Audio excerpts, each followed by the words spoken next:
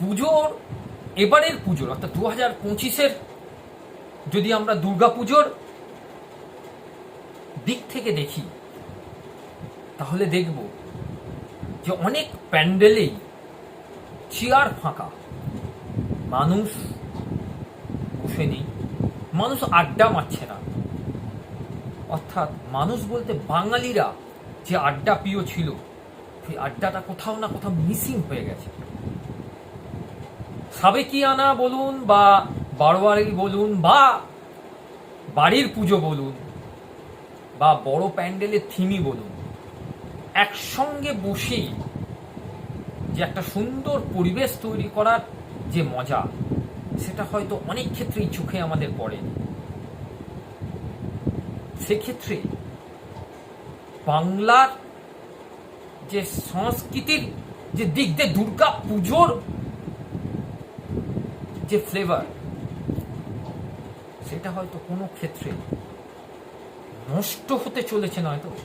অর্থাৎ দুর্গাপুজো মানেই হচ্ছে একটা নতুন ফ্লেভার, নতুন অফ এনার্জি, যে এনার্জিতে মানুষের মধ্যে একটা আড্ডার বাতাবরণ তৈরি হবে, যেখানে একটা সুন্দর পরিবেশ তৈরি হবে সাংস্কৃতিক এবং মানুষের আনন্দের।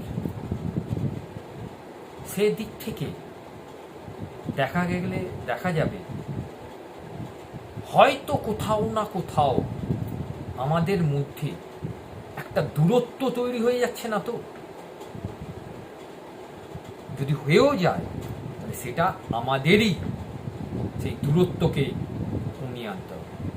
আমরা সবাই বাঙালি যারা বাংলাকে ভালোবাসি, বাংলাকে সবাই বাঙালি ভালোবাসি, কিন্তু বাঙালিদের সঙ্গে দুর্গাপুজোর একটা আবেগ যেটা জড়িয়ে থাকে, সেইখান থেকে বলছি সবাই মিলে নতুন উদ্যমে